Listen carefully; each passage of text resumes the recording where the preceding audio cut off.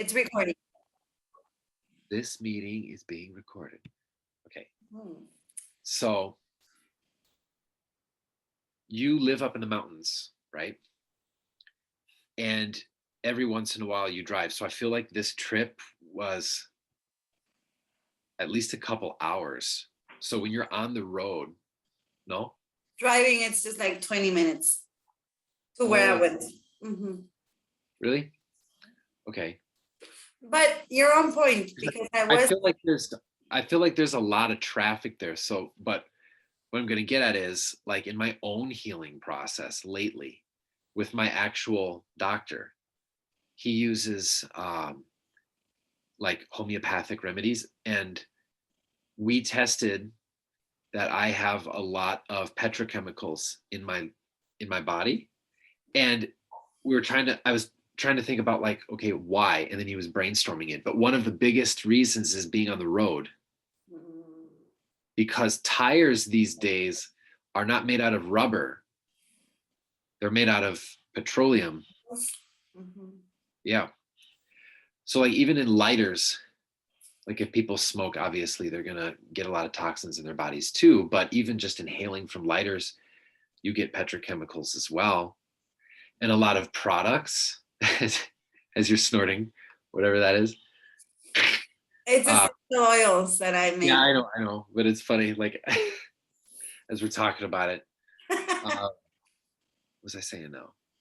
A lot of just like topical products and things that contain ingredients, like even in shampoo or um, like lotions or anything, that you put on your body or like in your hair, even. A lot of that stuff can accumulate in certain people, especially I don't sensitive have people. chemicals in my hair.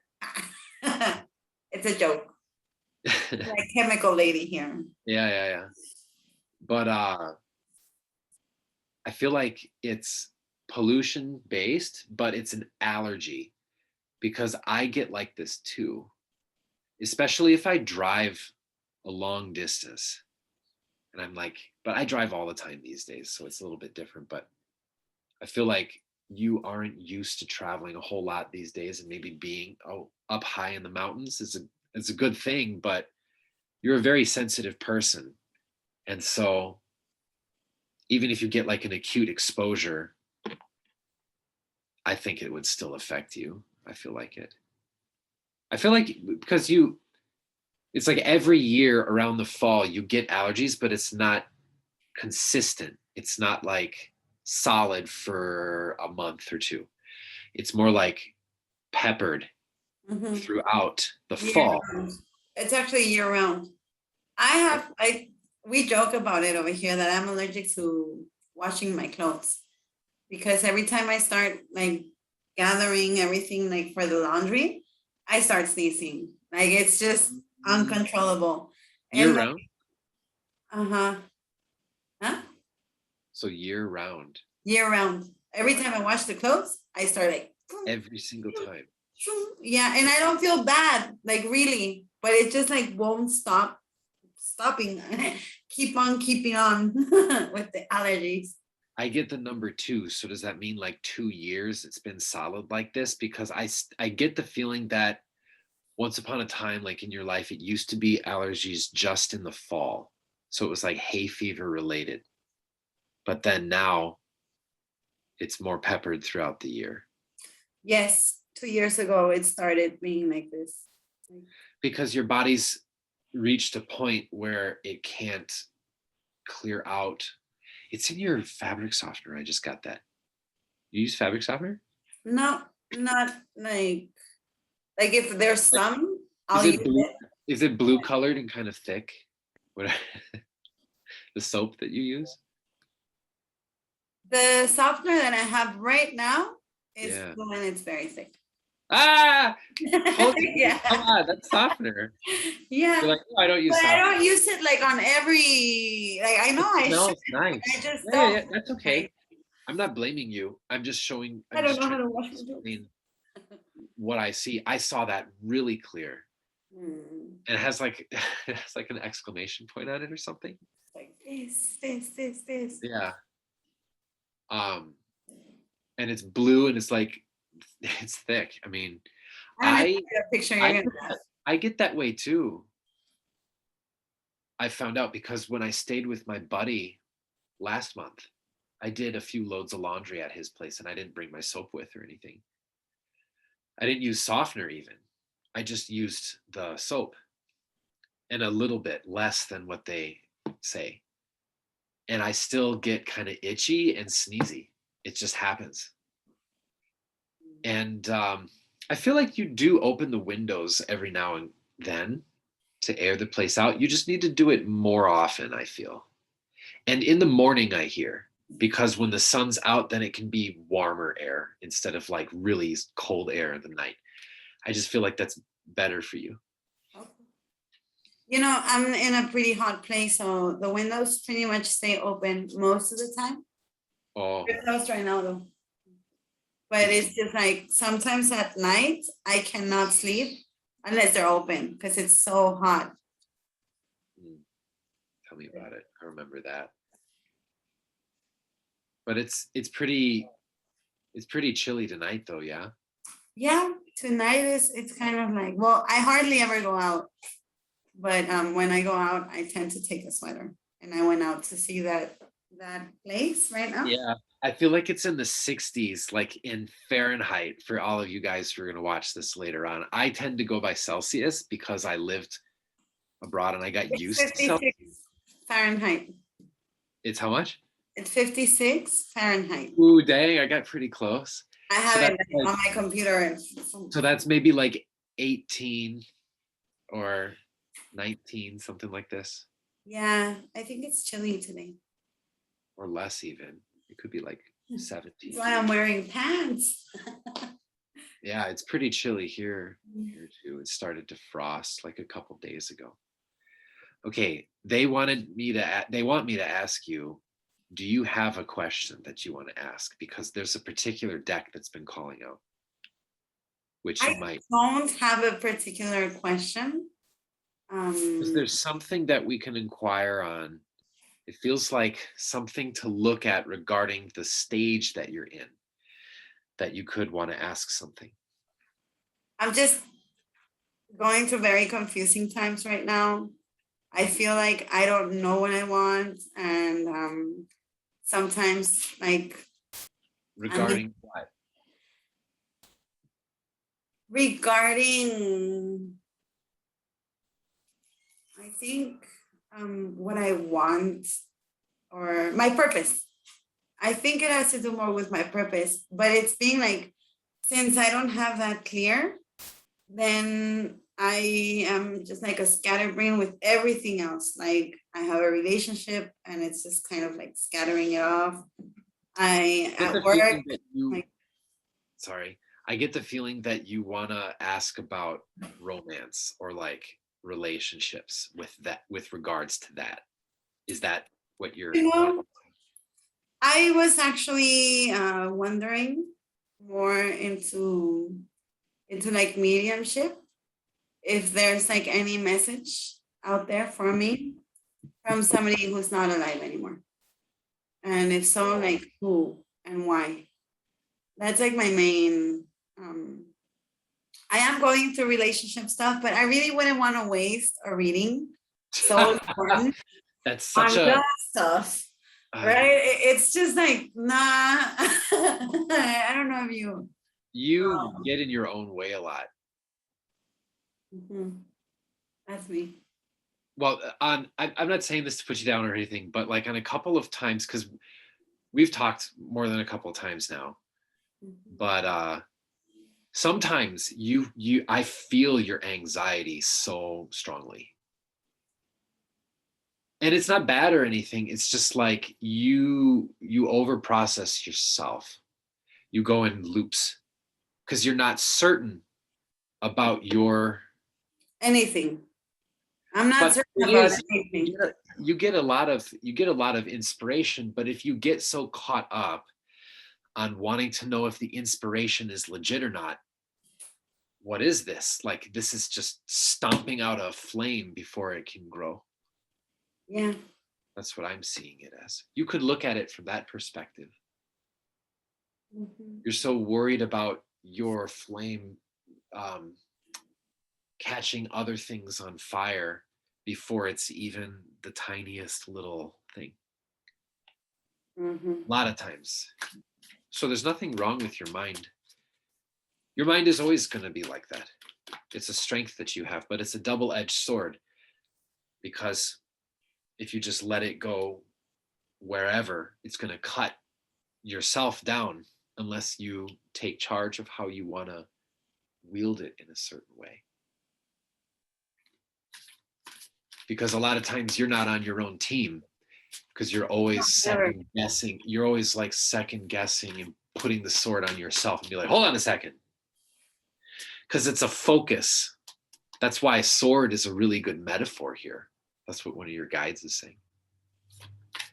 Because it's pointy, like your focus, but it flees a lot of place. So it's like a lot of knives thrown through the air in different directions, and you have to dodge it like Neo in the Matrix. Yeah, I am my worst enemy, definitely. Yeah, but you're also your greatest warrior too. Mhm. Yeah. So this deck, what is this deck? What do you want to show Karla right now?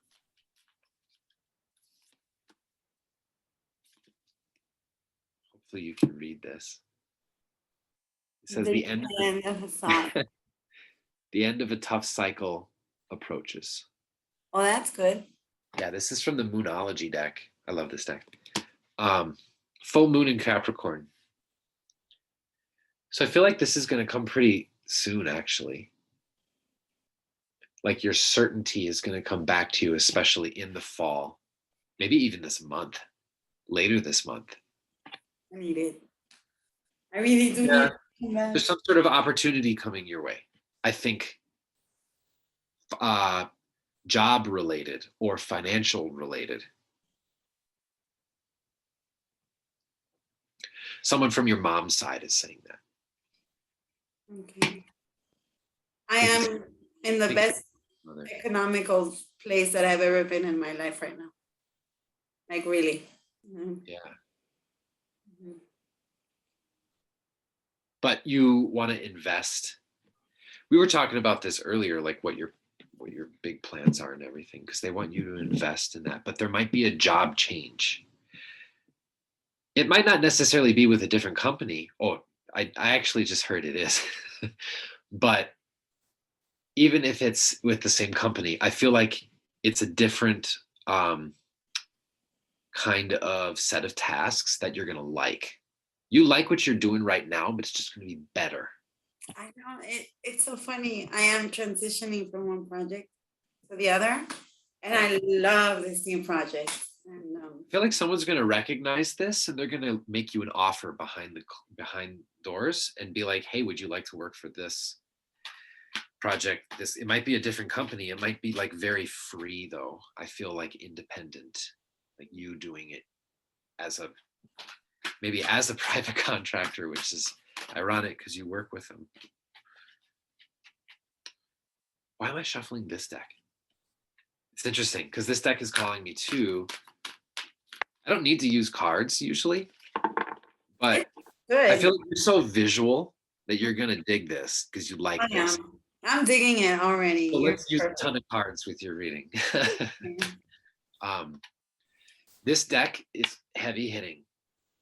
It doesn't sugarcoat anything Okay. because it's and it's a chunky monkey too because there's like 86 cards in here or something. Um, but this is the archetype deck, so it talks about roles and psychology and constructs and things like that.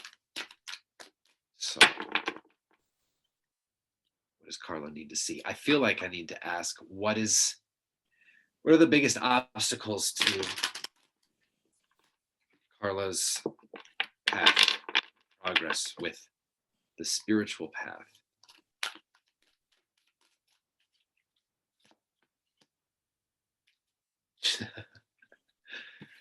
I don't need the cards, but you. I'll show you once I get the second one because they're saying to Okay. get cool. Well, hot diggity. Okay, so you got visionary. Okay. I'm trying to reduce the glare here. Uh-huh. I'm Light. just on my laptop, so hopefully you can read that. I'll read it though, but it says it's in the light. Both of these are in the light position, and there's a shadow position, which would be reverse. But the other one is priest. And I'll just read these. So the visionary says the capacity to envision what's not yet conceivable to others, willingness to proclaim a vision without regard for personal gain. And then priest says facilitates spiritual commitments, serves as a channel of spiritual energy. So you have to get out of your own way and just let it be. Don't Second. don't don't judge it to be correct or not. The moment you do that, you cut it off. You cut it out. Like I used to do this a lot. It's a practice. It's not going to be a switch because you have to gradually practice it, and it grows from that. So I could basically be like facilitator, like a medium too. Do you like to run, or do you like to jog, or do you like to Oh my goodness. walk? I in the journey of recovering my health from anxiety kind of actions that keep me overweight. And the only thing that I want to do is run. And that's the only thing that I don't do. You have to do that. I know. I just saw you on a treadmill or just like running or jogging, whatever. But it's not necessarily for the reasons you're saying just now. It's because that is your meditation. Mm. It's a better meditation for you, the way that you work. A lot of times people just think like there's a standard way to meditate, like, oh, like I'm gonna like that'll work for a lot of people. Mhm. But there are other kinds of meditation. For you, the movement helps you. So I feel like when you're in that state, you're going to have a lot less of your monkey mind getting in the way, or it'll be less powerful. Because when you're just still and you feel like there's no momentum, that's when, this happens. And then you just second guess yourself. Okay. But when there's a direction, when there's like movement, when there's like, I'm going forward with this, your body gets in tune, and it what's the word I want to think of here? It influences, thank you. It Growth. influences your mind to follow suit with your body, to align with your body. So all your body and your mind are in the same space. And then when you get imagination come to you, imagination, it still is imagination, but there's just many words for it. Because when you imagine, you channel. When you get Mm. visuals, when you get things. So let yourself get lost. When you meditate, you shouldn't try to make it go a certain place, but when you're running, this will help the place come to you. This will help the channel come to you, and then you can hyper focus on it. And when you hyper focus on it, you will get contextualized answers and information related to what channel you go down, what path you choose, what path chooses you, honestly. Okay. So I just have to keep on in Painting, movement, right? you To like, yes, you like to paint also, right? Because painting will bring this out also. I don't, but I've been thinking of telling somebody to teach me how to paint because I want to do it. But Absolutely. it's not something that naturally comes to me. Like other things naturally come to me, like these weaving things or the jewelry that I make. I'm very handcrafty, but not painting. And I've been thinking of telling somebody like, hey, teach me how to paint, please. So when you do that, when you weave and you like handcraft things, do you get visions? Do you hear things? Do you get inspiration? Do you have new I ideas that think come so, yeah, I do. from nowhere? Yeah, I don't think that I hear things again. I'm judging too much, too hard. But I know that I'm connected to the source. And I know that like when I am weaving, when I'm creating art, everything just kind of comes to me. It's not something that I have to think like, oh, now I'm gonna do this. It's just like I do it and it looks nice and it's artistic and stuff like that. So the inspiration just comes. But if I want to sit down and think about what I'm gonna be weaving or what I'm gonna be doing, I go blank and I feel like I don't know what to do. I don't know how to do Because anything. you're trying to guide it. It Uh-huh. you need to follow wherever it take. Well, I don't know if that's the best way to say it. You need to follow it wherever it takes you as far as inspiration is concerned. But like the right paths will find you in that way. I did also hear that when you were a little girl, you heard things. Yeah. And it's easier for you these days, right when you're about to fall asleep, for you to hear things. I did the other day, kind of like about a year ago. I was falling asleep and I heard somebody yell my name. They were very mad. And I Yeah. was like, dude, my mom. That, that's that's not your your mom. You think that's mom? Yeah, I thought, but Yeah. she's alive. But I at that Yeah. moment, it was just like this voice with disgust, like I don't know, like how she normally talks to me. And I honestly thought she was outside of the house. And when I stood up and I went to see, she wasn't there. But it was like somebody, you know, when you do something wrong and they just find out and you hear like this, like Sky, right? That Well, maybe. I want to ask you though.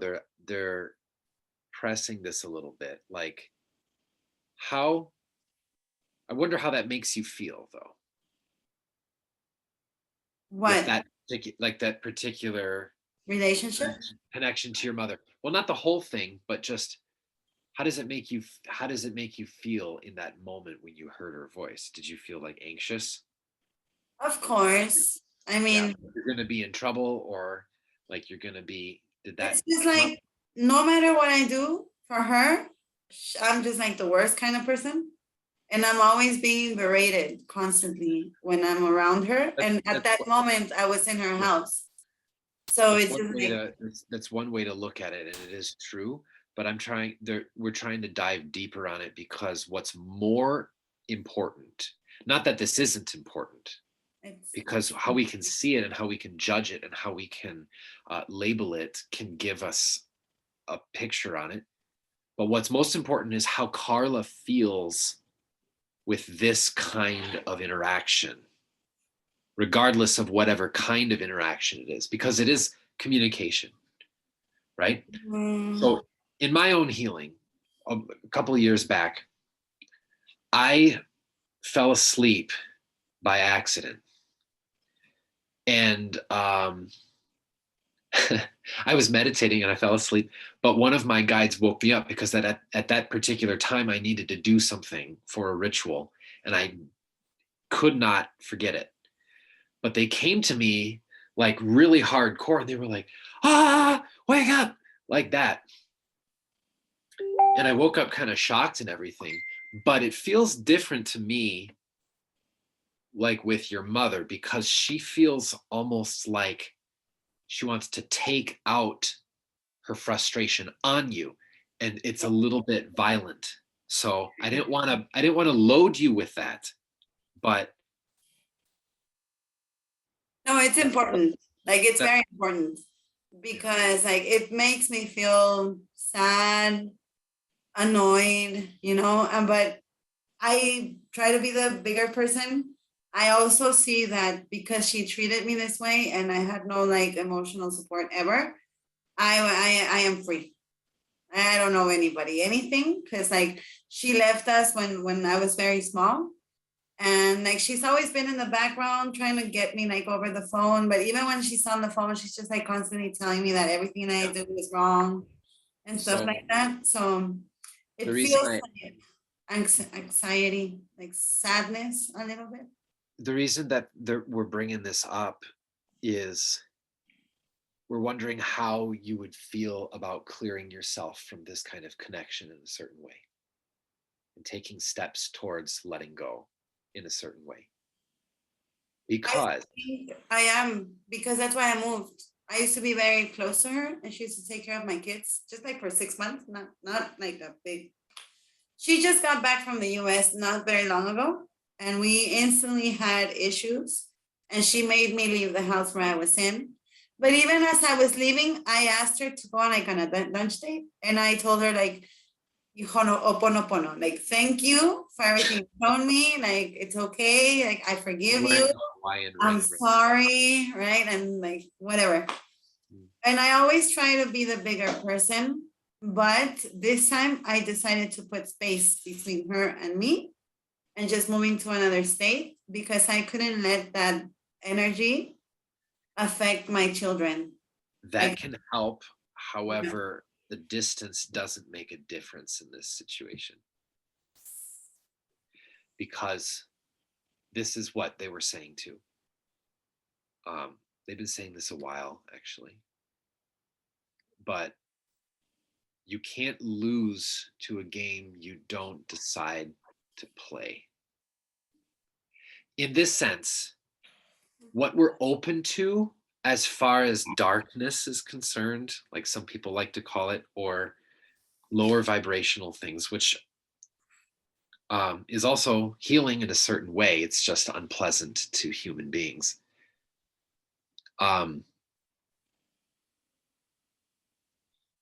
There's something. There's something. It feels like there's something emotionally connected that you are beginning to kind of like just say it. Say it. You might feel like you would be abandoning her by doing something like this for yourself in a certain way. Like, how could I do what she did to me? But the crux in this, and I can tell you this, but telling you this isn't going to be as helpful as running, jogging, and then having this click back in when it needs to and practicing it. But this kind of connection has potential to be good, but your mother has no healthy boundaries with herself or anybody. So violence is not off the table for her. And a lot of times we have to weigh this within ourselves and to take a look at our soul's worth and to say, what do I deserve? Right? What do I just deserve flat out? And we can, loving a person doesn't have to mean we get involved with that situation, with those situations, with the energies that that person chooses.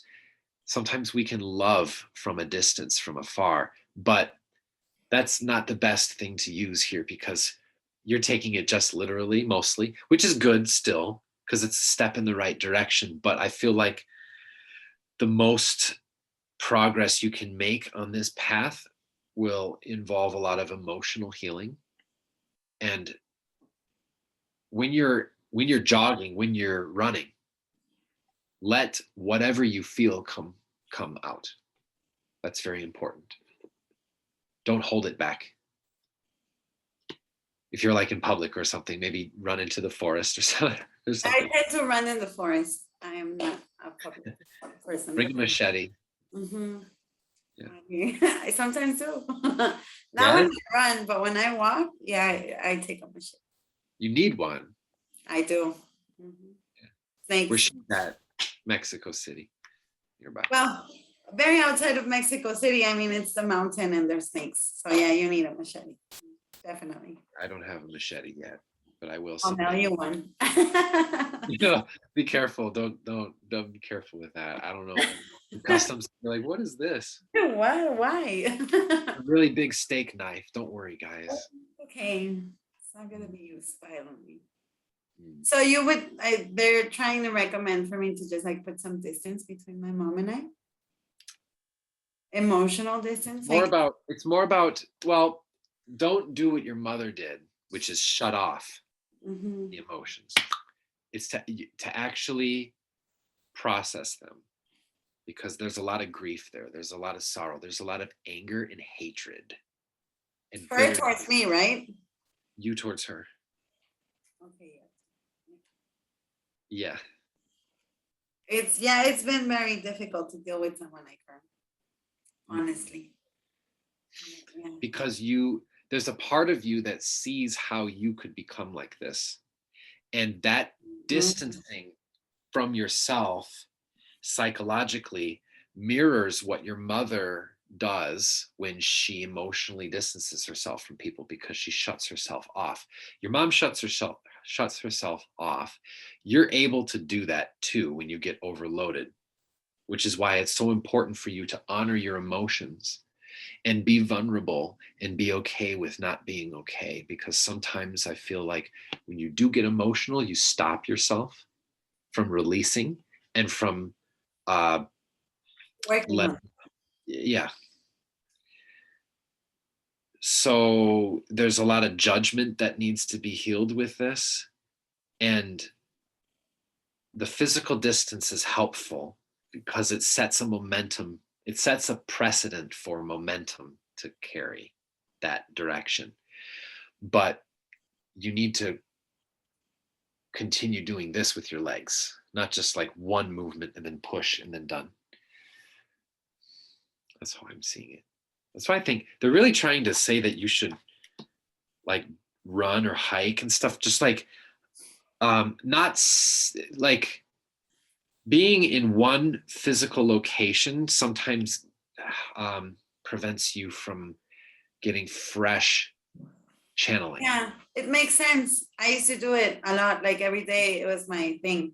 I get up and go to the mountains. Yeah. And then I moved here and I don't feel very safe here, so I don't do it. You And like me, you also need to cleanse yourself spiritually more often than you are. And the mountain fog, or the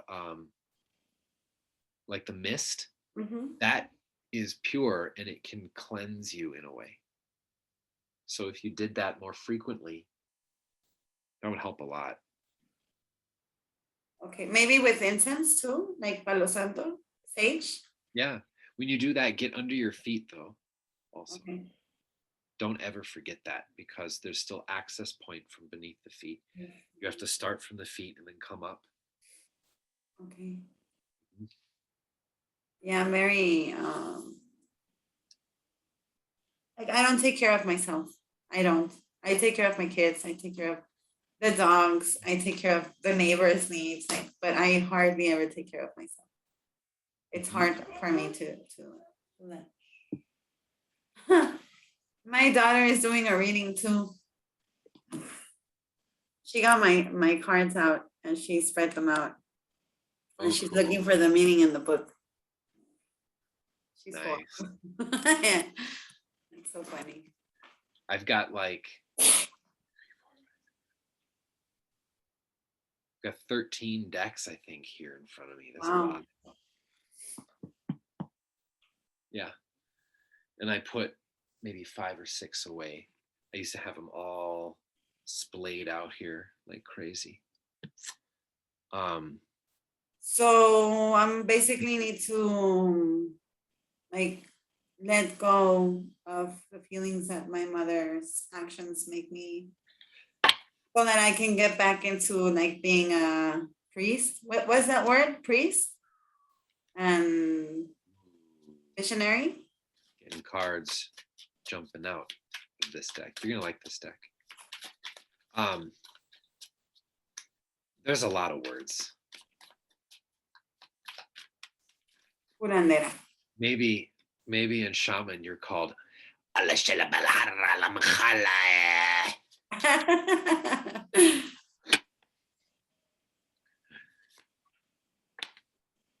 Mm.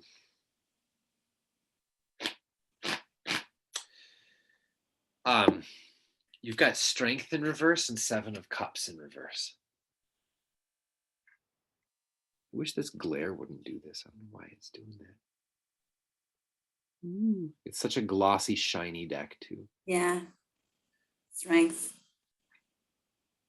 Get One of the these days, I'm gonna get a good quality camera, and then I'm gonna hook it up so that people can see me here, and then like the other girl, right? yeah, and then look down Yeah. at my hands too. But strength in reverse, it's like the chariot, but being blocked up. But it's different for you because you know what you need to do and you have the warrior spirit, but you hesitate with your mother. And I think it's because honestly, you see a lot of the mirroring lately, and that's why the irritation is extra. Yeah, I've been having some How attitudes. similar, how Uh-huh. similar. And Mhm. it's just like I don't you put it off, put it off, put it off. And that behavior is a cyclical thing that's been in your family for many generations, 7 generations. I know for Specific. a fact that's how my grandmother used to treat my mother. I actually do know that for a She fact. she showed up earlier. Your grandma, I think. Was she Uh, short? huh? Short. Was she short? Very short, Very short. very like Mexican, Yeah, like she had like a small face. She had like chubby yeah. cheeks.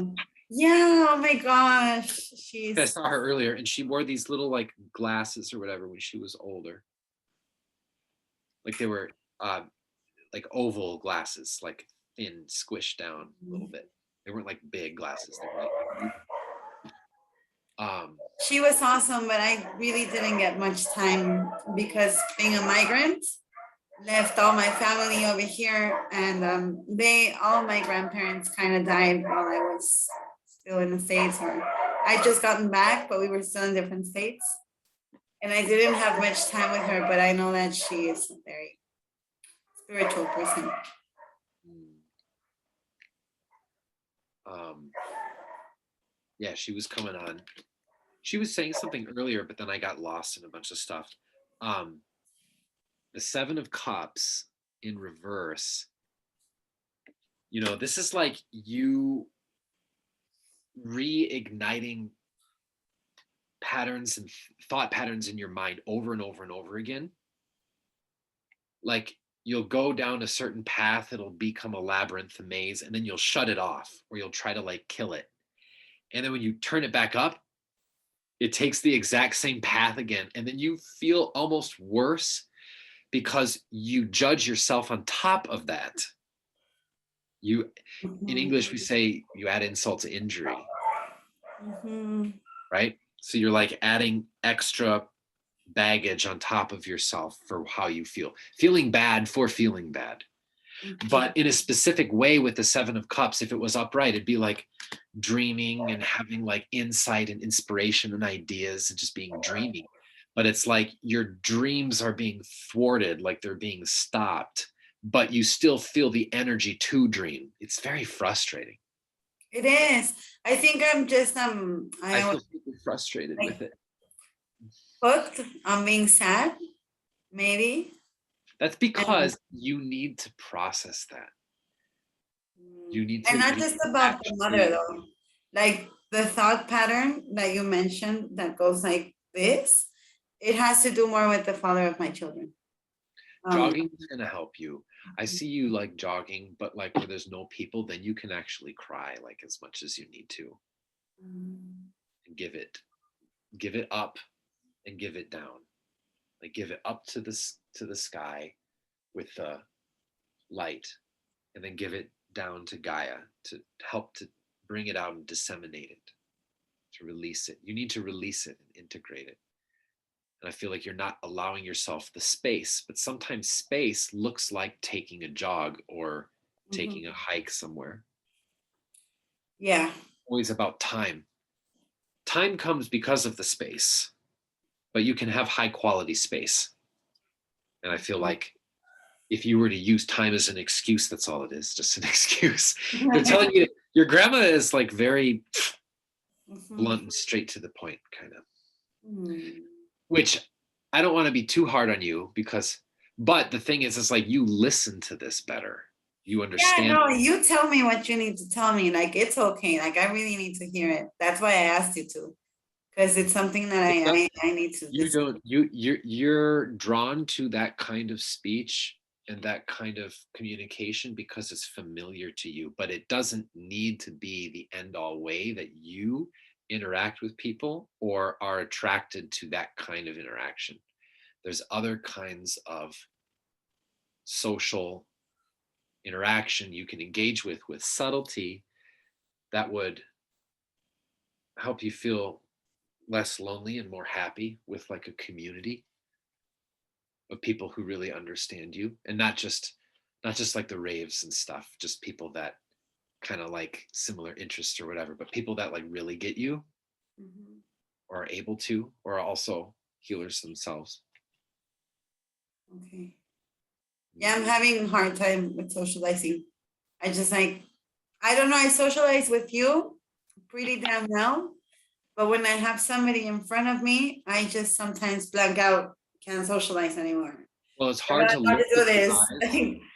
It's hard to look in the eyes, and especially for me, a lot of times when I channel in person, I get distracted if I look at a person's eyes. It depends on the person though, but a lot of people, if I look at the eyes, it distracts me too much because I get so much coming through, and if I'm not being, you know, discerning on that, or if I'm in a particularly sensitive way, especially when I'm at a lot of the expos and a lot of the shows and stuff, then it will be overwhelming. And I know exactly the feeling. It like if you're in a crowd or something, it drains. Or if you go shopping, even like sometimes if I go shopping in a large supermarket, I feel so drained. If Mhm. there's certain kinds of activity here and there and there and there, it's too much to take all at once. So you can start practicing establishing your boundaries with people, because what it really comes down to is saying no and feeling okay for saying no, because you feel nervous and scared about saying no. That's your inner child. Even though you can rebel against that, and you have before, what really leads you to rebel is fear. That's what leads you to run. All the times in your life that you've done that, because there's like 3 times that you did that in your life, whether literally or figuratively. Like you got so scared to the point you were just like, bye. Like, fuck this shit. It Yeah. I has to get to did. that crazy point. You Yeah, know, yeah. I lived with a shaman, and I started feeling that they were taking advantage of me, and I just Yeah, had to you told me leave. this story. Like, I had to leave. Like, bye. I was like, mm-mm. I forgot about that. Yeah, you Yeah, told me this story. and that happens to me like often. Like, I don't know. It's just like don't know how to say no, like you just said, and It's then it teaching. just kind of overflows, and then like Karla stops functioning and she has to leave. It's fear. When it could have been easier to put like the barriers instead of just having to like let everything go. But yeah, I've done that a couple of times.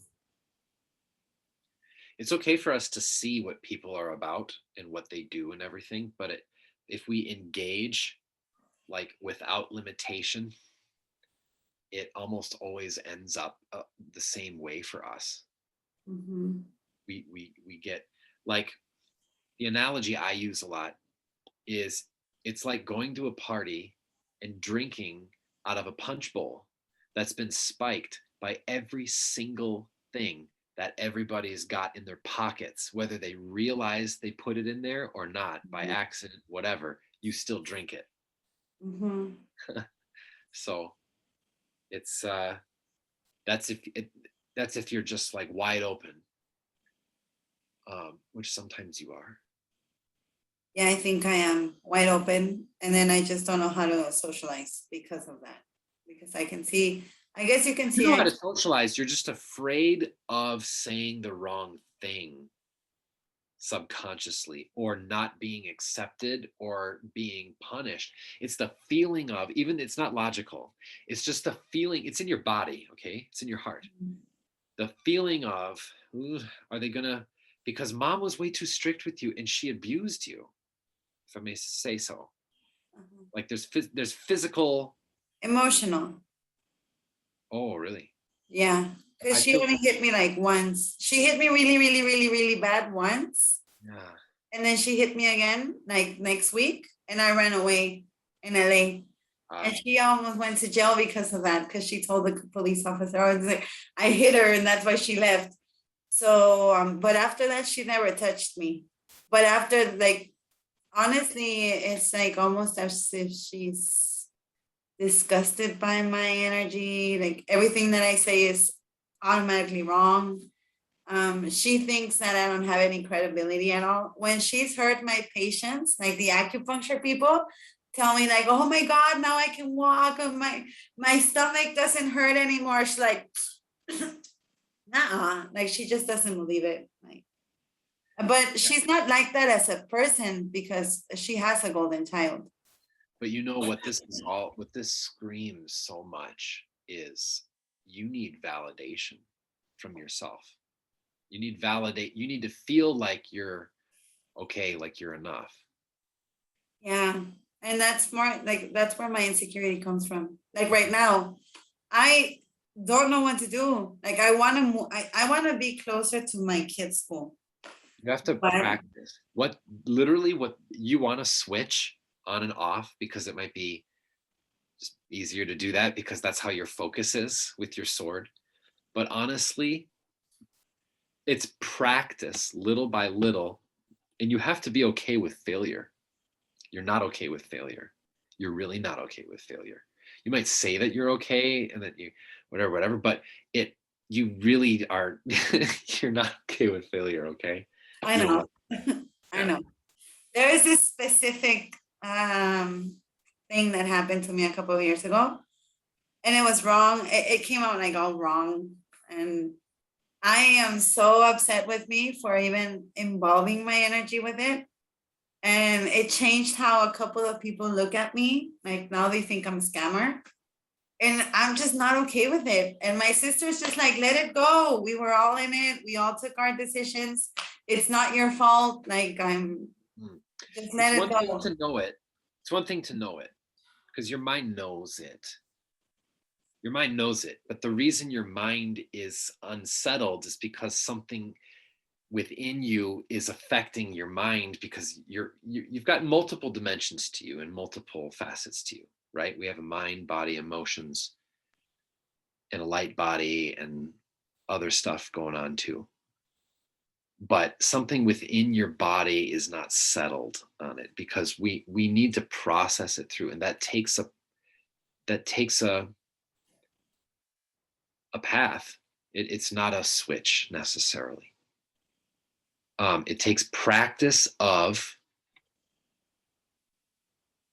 um, like to encourage yourself that you can appreciate things because you get so caught up in like tasks that it becomes kind of hollow and empty, and then that's what feels like, what am I doing? Because one thing is to like be settled, but do you know what I mean? Yeah, exactly. Yeah, I don't appreciate almost anything anymore. It's because It's you don't have art in your life. arts Yeah, you don't have like expression of yourself. anymore. I used to, You but can't. I was pushed into believing that it that's starts it like starts little by little. You have to set the okay. bar low because you're so afraid of failure. You have to set the bar low, like logistically right now. Like you can set the bar low so that once you achieve something down there, you can like check it off and you can be like, I I did this, and you can see that you did it and you can instill it that you like did it. You don't always have to take on like these huge monumental projects or like whatever you have a vision for has to be like the biggest thing ever on the face of the earth or else it's not worthy. It's like that's an exaggeration, but obviously if you set Right. the bar high, you have that much gap to fill. It's going to work against your suffering what's the word? Like your inclination, like, oh my God, why can't I think of this word? What's the word, guys? You're thinking of it in Spanish. Inspiration. Like drive to do things. Yes, thank you. Yeah. Yeah. Your drive, your inspiration, your Lo que te mueve in Spanish. Like what sure. moves you, right? What moves Wait, you? how do you say it? Lo que te mueve. Lo que te mueve. Uh-huh. Lo que te mueve. What moves you?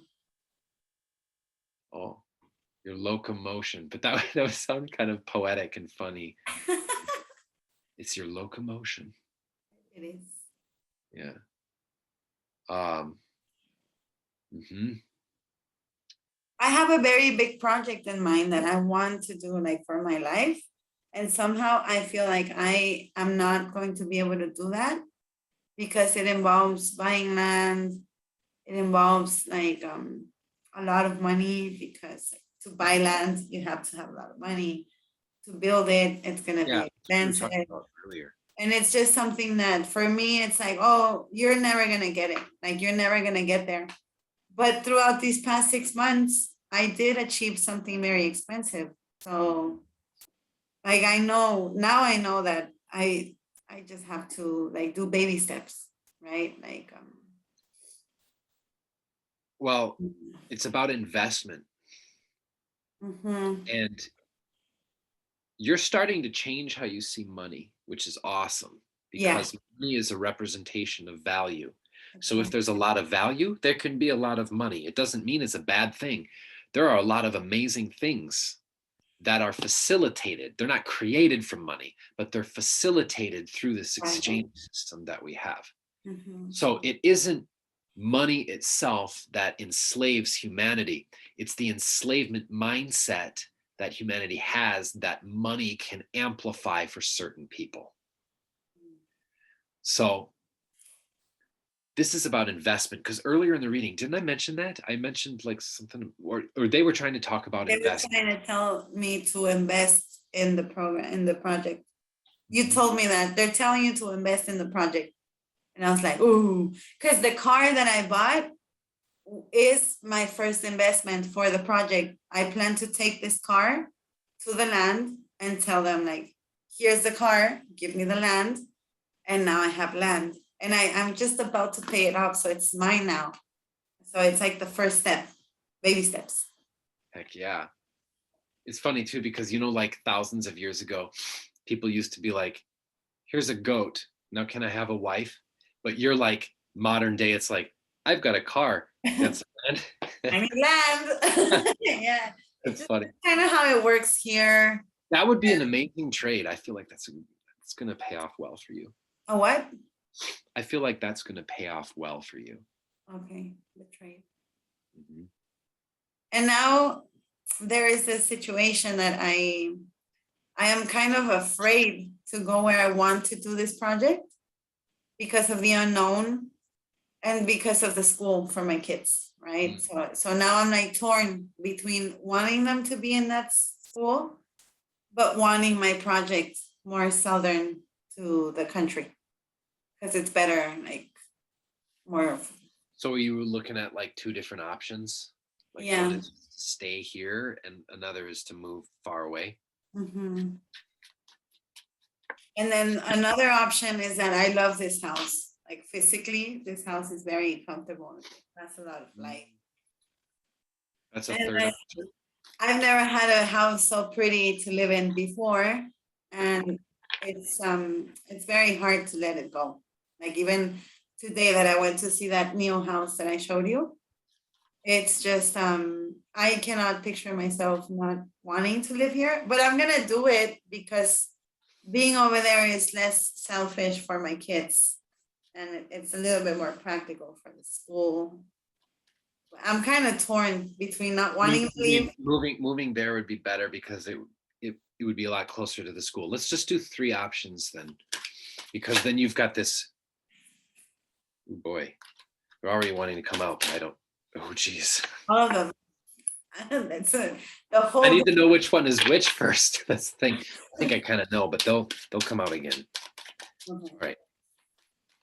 three options. So The three options. yeah, the first one is make this big commitment, this big move, I feel like this is the big thing. The project. Yes. Yes, the big thing where you move to the south. And then the second option is move to the house that's closer to the kids' school. Mhm. And then the third option, stay in this house. And just kind of figure out how to take the kids over there every day.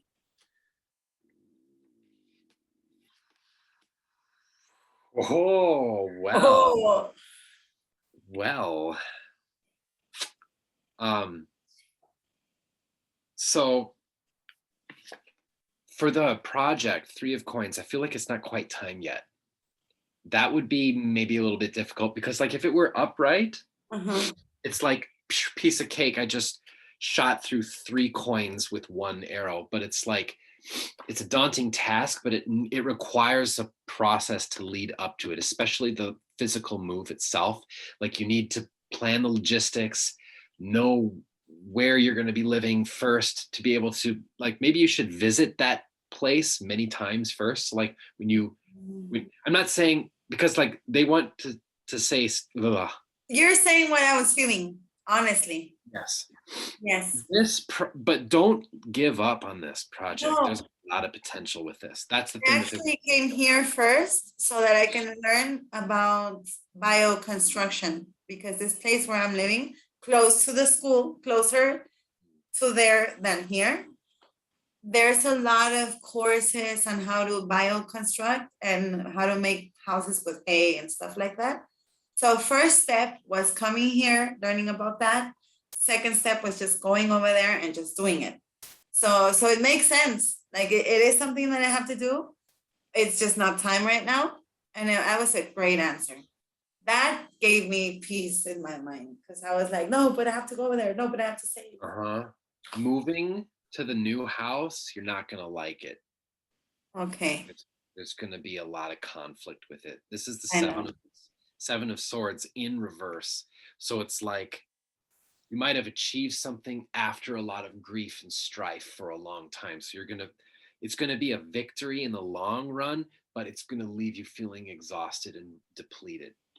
And then look at this, 10 of coins staying where you're at. I mean, that doesn't get any clearer to me. So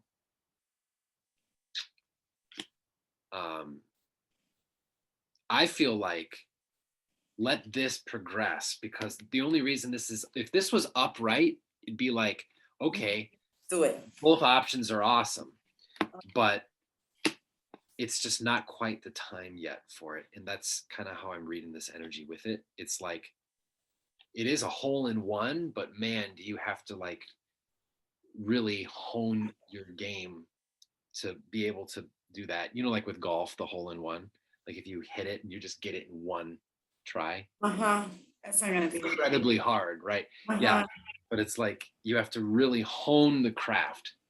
You can do that, but I feel like it requires you to like make some more connections with this company. I feel like it's a company or like a group. Maybe it's not a company. Maybe it's, I feel like it's a group, or I just heard it is a company. Maybe someone's going to create a company or something. Well, the company that I'm working for right now, they just told me like that they're so happy with my work that I pretty much have a spot in there for life. Like the only reason why I would stop working there is because I actively decide to stop doing it, which is the stability that I've never had in my life. And they really admire my thought process. I did a chakra alignment session with meditation, and both of my bosses joined. That was for the reps, right? No management was there, and they just jumped into the meeting because they. I still hear and I still feel like they're saying that there's something else. Okay. There's something else that's bigger. And the interesting thing is that you have a hard time letting go sometimes because you feel like you're abandoning. So it might come up as a cycle to repeat again, or for you to practice this new understanding that you can choose and it's okay. And it doesn't mean they're going to take it personal. It doesn't mean that, what, even if people do take it personal, you have an issue because you absorb that. It's okay to feel and to pick up what they feel and to know that, because we're empaths. That's what we do. But you have to shut it off eventually. Or I shouldn't say that. You have to let it go eventually and be like, okay, that's Not their take energy. it personal, right? That's their energy, their vibe. No, Yeah. I feel it, but it's theirs.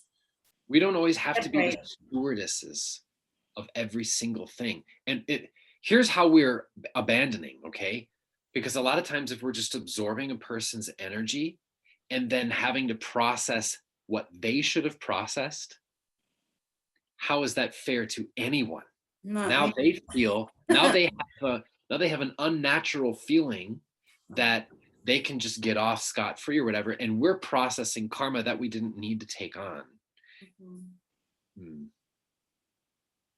And it's so on point because even though I really like the videos that I showed you, getting to that house was not comfortable at all. Like it's a very, very steep way up, no stores around it. Like it's in the mountains.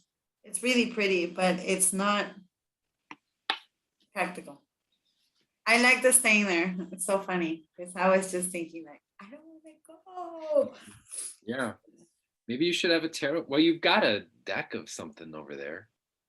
Maybe you Oh, can I'm gonna ask. show you what I did, and it told me that I had to let go. Hmm. Because there's a schizophrenia. Do you know the Zen tarot? It says schizophrenia, and Yeah. there's Yeah. like this guy holding on to like two different, and That it deck said is I pretty just cool. had to let go. But there's just like so much more going on. I I think I'm having like a mental crash, like that I have not assimilated so many things from trauma, from my childhood, from my mom, from my dad, that it's all just like crashing down on my brain right now. Lately, I've been dealing with a lot of like sadness, maybe because my father just decided to like kind of Abandon. leave and he never looked back. But It's the funny abandon. thing about both of my parents is that they really love my sisters. But with me, it was just like, right? And then before I my wouldn't dad call died, it. I wouldn't call it love necessarily for for your sisters. It's more well, like smothering. It's more like you're my precious little thing, and you have to be helpless so that I can provide for you and that you depend upon me. no, Because I think it has to do more with money. They're good, right? They studied, they're successful, like with money. And well, I'm just saying there's going to be a time in their lives, both of them, where they're going to have a real hard time trying to peel themselves away from her when they know it's toxic, but they won't know what to do because they don't have the kind of strength that maybe you've experienced in your life of having to go it alone and learn it before when we were younger. So every curse is a blessing. And I just saw an orb. There's been multiple I orbs. saw an orb right here. Yeah. I wonder if they're gonna, yeah, I wonder if they're gonna show up on the recording after. That'll be cool. That was very, I normally don't see orbs. It Well, happened like 2 or 3 times. I tend to not, I tend to shut myself down from everything. I Yeah, did 'cause used this to is good hear energy. things This is when I good was a energy. little girl. These are your guides. These are your ancestors. Your grandma's been here the whole time. Hmm. There's there's like a group of like 3 or 4 people that are kind of not as close up in like this Genetic. talking space, I guess you would say, this Mhm. meeting space that we're in energetically. They're a little bit more in the background, but they're there. But you've got a team of guides that are close by too. Okay. That's what that light is about. Do I know them? How, like from this life or no? Is it like other beings? From this life. Uh, you could, of course, you know them. They're your guides. Some of them were laughing. I was just like, like the way he said it is just really funny. they're like, Um, stop questioning it. no, no, no. They're not like judging you at all. They don't judge you at all. They I don't know. It's it's kind of cute how they feel about. But it's like, because we were talking about this earlier. You start up something and then you go down that path and it's like a maze, and then you just like drop it. Or it's like if you drew this on a piece of paper, you rip the paper, crumple it up, and it's all gone. And then you do it again and it turns out to be the exact same way. Like that is kind of what you do to get in the way of recognizing your guides, because you've kind of always known them your whole life, especially when you were younger, because you had a really vivid imagination when you were younger. And it's like you have access to that, but you've been blocking it for such a long time. You kind of got used to it. And that's why currently it feels so inaccessible, even though it's not I at feel all. it like so inaccessible. I do. Like, Not. I admire you because you're like all out there. You can listen to like you sense these things. And I go through the same cycles as any other healer. It's not necessarily going to be a straight shot, and I very impatient with it, and I still am working through impatience. But like it, you have to respect the failing that you do, because healing isn't a straight line. It's not just like I'm improving, I'm improving, I'm improving. You have to be okay with not being okay mhm. and practice it. And just get out of your own way in trying to value what is coming through. Because I know nowadays, and it took a process, but I know what's coming through is what's coming through. And I'm doing my best to describe it here and there, but it doesn't mean I'm wrong. It just means that what's coming through is coming through, and I'm engaging in the best ways. And I don't always know how or why another person is supposed to receive in a certain way. But sometimes I do, but not every time. Sometimes spirit works through me without me knowing, and a lot of times I know what's going on, so I just step aside and just whatever vision needs to come will come, and I trust it. Or whatever I hear, I trust it. And whatever I know, I trust it. That's a big one. I am going to tell you something. I asked the universe to unblock myself because I used to hear stuff when I was a little girl. And then when I was left to live by myself, I was like 13, 14 years old. I just did this. Like, I know you're out there. I don't want to see you guys. Like, I don't want to see you. I don't want to hear you. So I respect you. I respect your energy, but just don't come at me. And I blocked it completely. And a couple of days ago, I was thinking of you, and I said, like, it would just be great to be connected with that again. How do I do it? And I was going through Facebook, and this lady was just saying, like, hey, I put my altar for the Day of the Dead, and when I came back, the water was gone. The water was gone. Like, what happened?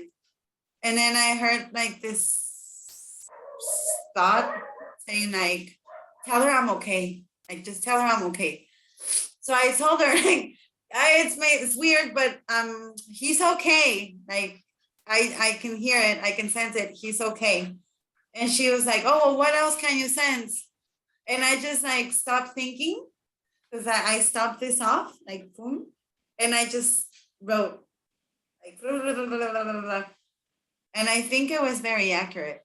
Like, she was surprised in the end. Yeah, because that's how it works. Mhm. If we get in the way and we're like, No, oh did I gosh, think that? really bad, and Did how I should this? invent that? And I know I've done a lot of that. And I some know. other people asked me about it, like, hey, I want to know about my mom too. And I was like, no, wait. That was just for her. Like, I know this really great psychic. His website is revealingyourfaith.com. He only speaks English and he I'm gonna charges. make it big in Mexico, baby. Yeah, I gave you some advertisement right there. Like, because I A huge didn't feel. billboard with my face on it. We can make it happen. Anything possible in Mexico. Well, you have your house over here. You're always welcome here. So that's that. They But want me to thank you. They want me to draw from this deck, okay. but I forgot what they were gonna, because there was some context to this. Can you bring it back? About getting a gift back? No, I'm asking them if I can get it back. If I can get what I was getting back to me. Because I lost it for a moment. Something about what we were talking about. And I was holding on to that, but while we were talking more, but then sometimes I lose it then. See? Was it about me giving away my gift and wanting it back? Yeah, but more specifically in that conversation, not just about that broad topic. What was it about? Gift back. That I shut myself off and I just wrote it. Yeah, we were talking about that in that vicinity.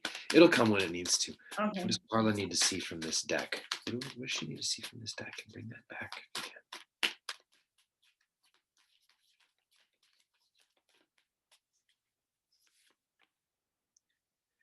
Shed old skin. You're resisting. You're resisting new ways because you've been used to old ways. So the way. Oh, I think this is what it was. Your mother is so backed up because like she's been holding back her entire life, and that's where the anger comes from specifically. So your anger comes from the same source within you of holding yourself back in some way, shape, or form. And criticism is one form of it. It's unfortunate because the thing you do right away is you're like criticizing yourself for being critical. so it's like self-fulfilling kind of thing. But this is what it is. Thank you guys. You had to grow up before you really needed to. Because needing to be your own person at like 13 and like make those decisions that you made that young, to have to live on your own. I mean, that left an impact on you that other people don't necessarily have. You know, my own grandmother, because I get it through my father's side, but he's repressed it. Grandma's repressed it.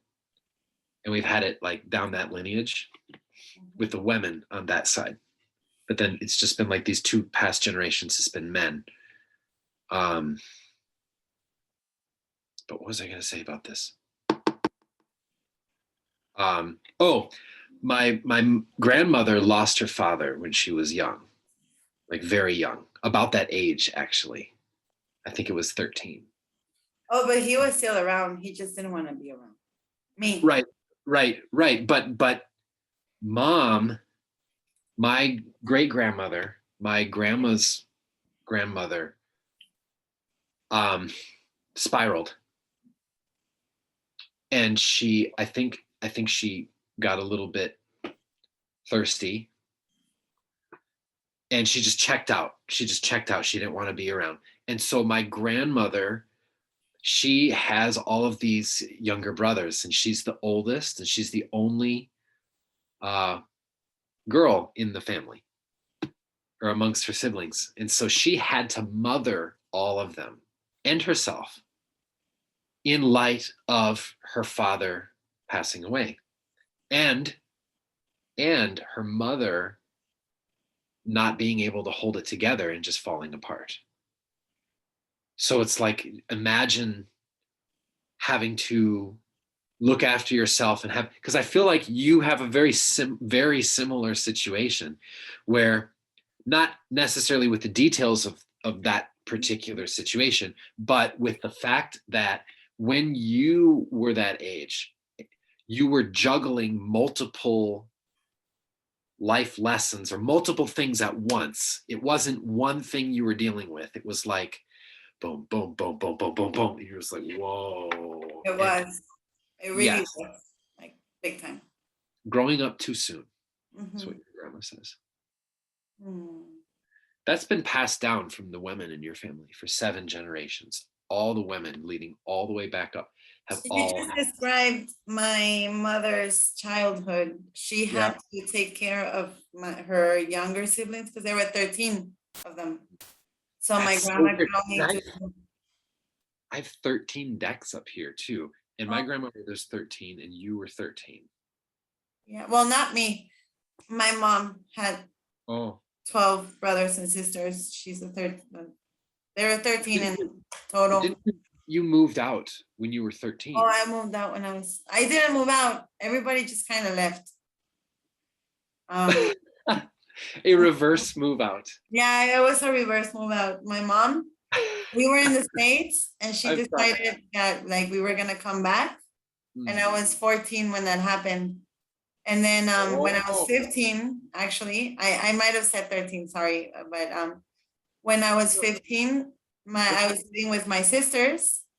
And then we all got in a huge fight, and the big one left, and I was left with the middle one, which is really, she's like the coolest person in the whole planet. I appreciate her like so much.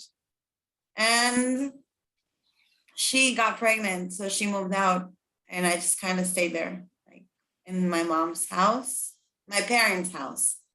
And so before my dad came, before he passed away, he came over to me and said, like, well, you know, you've been living in that house for so long and you should keep it. Like, that house is yours. Okay. Your mom's never going to come back from the US, so just keep it. And then she came back from the US and she kicked me out from that same house. So I had to move out. And I went, but I actually thanked her. I thanked her so much for that because it took me to a really nice place in the mountains. And I figured that I'd rather live in nature than in the city because that's like a suburb of Mexico City. And now look at me, I'm in another state. And that house was like anchoring me to that specific place because I didn't have to pay rent and it's just like so much simple to live there and stuff like that. And the last conversation that I had with my dad, I knew he was like gonna die. He had a heart thing.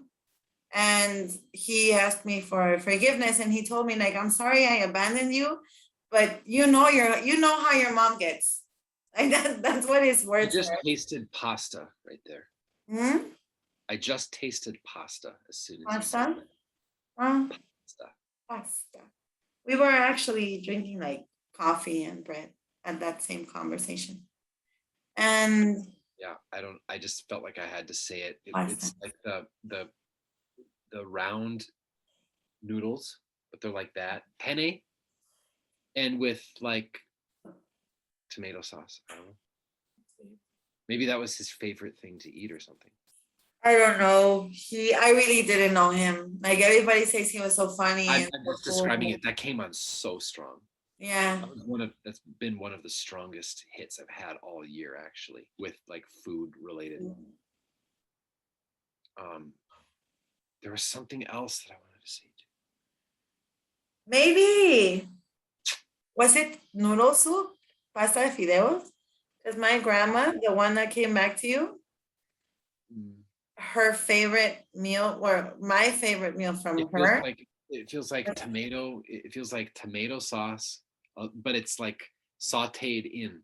It's not a thick sauce. It's just like a sauce that's stuck on the noodles, and it's like penne. It's simple. I really don't know them that much.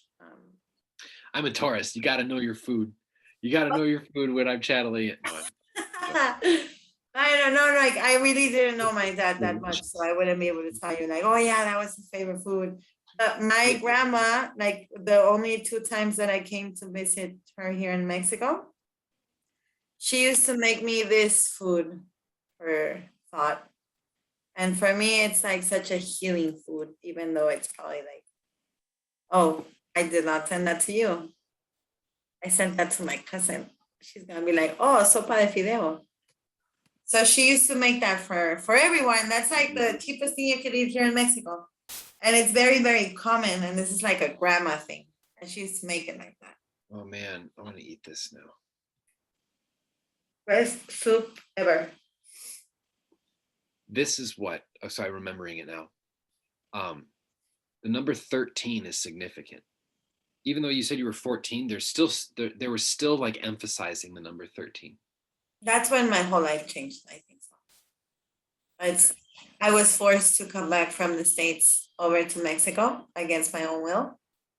And she just kind of left me here after that. She stayed here for like 6 months and she was just like, all right, bye. Oh, so you were like already on your way to 14. Yeah, I was on my way to 14. But like the great move happened when I was 13. And for me, it was horrible because Mexico, it's really cool, right? Like now that I'm a Mexican, like I understand Mexico, but the change is just so dramatic because you're like white picket fence USA, all gray Mexico, and everything is ugly. Like even the sidewalk is ugly. The herbs. You would be used to Taiwan or like Southeast Asia. A lot of times, or like in maybe I should hold my tongue a little bit, but like it's true. People don't really care about the appearance of something, and also it's tropical because you have to clean stuff so often. They're just like, oh, whatever. Whatever. Mm-hmm. Yeah, because it's so humid. Yeah. But they care more about the quality of something and like the essence of something. That's like Chinese spirit. It's like Chinese culture thing. They don't care about how things look at all. Like they can let things go real bad, but it's like this feeling of like this does the job. This is the essence of it. It doesn't need to be the show. It's the heart, kind of ideal kind of thing. And a lot of times people are lazy and they just use that cultural thing just to get away with it. But Yeah. It's the exact same way over there. It's just like everything's gray and dull. It is. It's Like doesn't people fit here, together. they don't paint their whole house. They just paint the front part of the house. So if They you're don't paint looking the at it, inside of the house. sometimes they don't paint the inside, sometimes they do, but outside of the house, Okay. they never paint like around it. It's just the front. So I'll show this to you tomorrow. Like I'll take a picture of my neighbors. You'll see every gray house around here because I'm not looking at it from the front. I'm looking at it from the back. So when you take a look around, it's like everything's gray. And I think that in the video that I showed you where the mountains, the neighbor's house, you can see that example because you're gonna see one side of it, it's white, and then the one that faces my house, that's gray. So Mexico is very gray because of that specific action. It's gray because of the building material, not because of the. Yeah. But it just like it makes everything look gray. And then in Mexico City, the sky is gray. Except so- for one side. One Except side for got one lots side. of colors. Yeah. Oh my God. And that used to really bug me when I got here and I was 13. Just the grayness of everything. And I missed LA like so much. Maybe you could start a business, be like a side painter on the side. Get it? Oh, on the side. Side painter on the side. Paint the sides of your house. It's Be not like- great. And then every day of the week have a different color.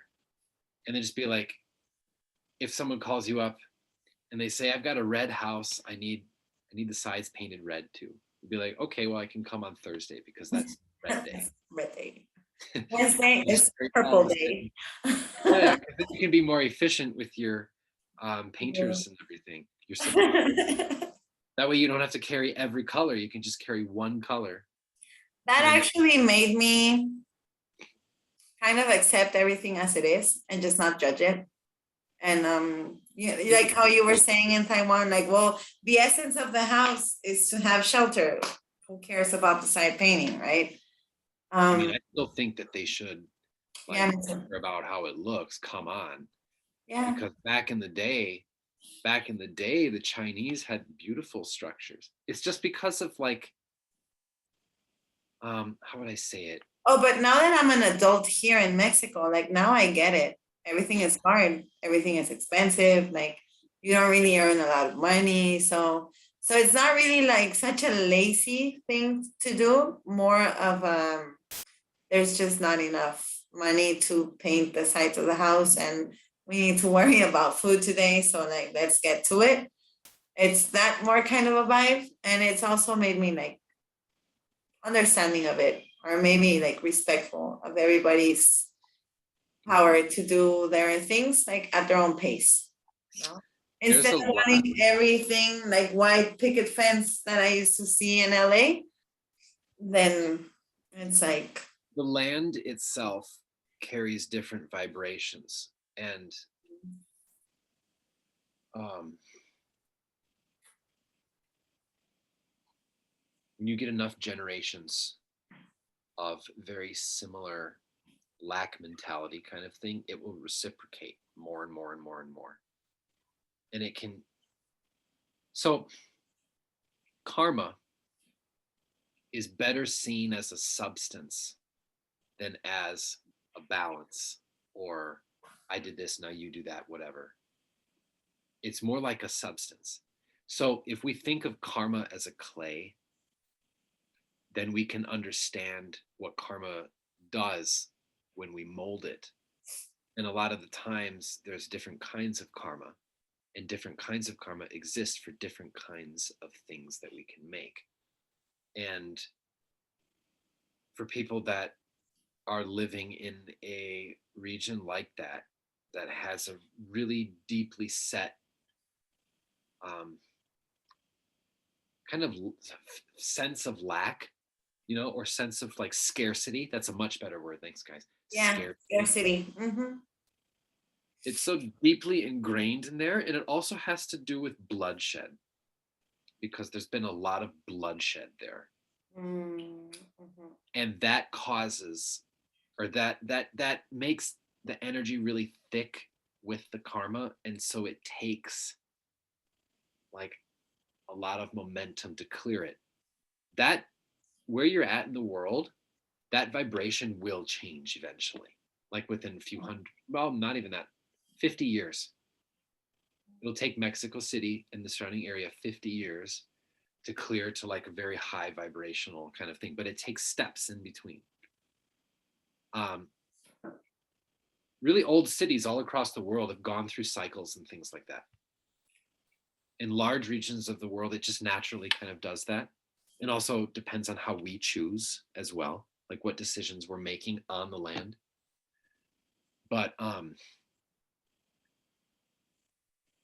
I just thought I'd mention that because it was coming on like really, really strong right there. I don't think it has a point or a message or anything. It's just like that's part of the karma, but it doesn't mean that you deserve it. It just means that's the kind of clay that exists there. In this place.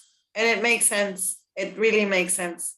All the It might, unkeptness. it might be a blessing too, because when you do eventually move out, when you're ready, because I feel like you will someday, um, then you will have it's like tied into your self-worth and about you saying no, because saying no is also saying yes to other things and choosing and having the volition. Like this is, and I've also been really like I want to sneeze and stuffy for the past like hour or so. It's me. It's been Bless you. I haven't been able to stop it. Like I've been trying to play it off a little bit, but it's so annoying. you need to get some honey in your diet, like some real local honey from bees. A Mm, lot of the honey over there is not real honey. It's like sugar. water. Oh, but I have the contact real near me and she makes honey. Well, the bees make honey for her, but she has the good stuff. Mix it in water. I just called her today. That's so funny you mentioned that. You need to do this every day, twice a day. Okay. And in 2 weeks, your symptoms will go way down. But you have to take 1 small spoon in a glass of water and mix it. You have to dissolve it. If you dissolve it, there's something about it that you absorb it better and it gets into your blood and into your brain. I'm gonna do that. Yeah, twice a day, 2 weeks. You'll see a difference. And by then, you'll want to do it every day anyway. You can like you have that's affordable for you, maybe Yeah, like 2 small spoons a day in yeah. mixing. It's affordable. It's manageable. Huh? Not hot water, never hot, just Cold room temperature. room temperature. Yep, because if you heat honey, it becomes toxic, Mm. becomes poisonous. I put honey on my kids' teeth. It's okay. I used to do that also. It's not that big of a deal. It can be medicinal, but if you take it all the time, it's not necessarily the best thing to do. Mhm. There's an ancient recipe for a poison that they used to use in ancient India to like assassinate people without any trace or whatever, because they would just be eating, and they wouldn't know until boom, it wallops them because it accumulates. It's so funny you have a stuffy nose. Sorry. Well, but that would be a good spot to end the reading. But we can continue talking after this. But thank you so much, Karla. I appreciate it. I hope this was helpful and insightful. There was an awful lot here. It was. I'll stop the recording since you stopped the reading and we'll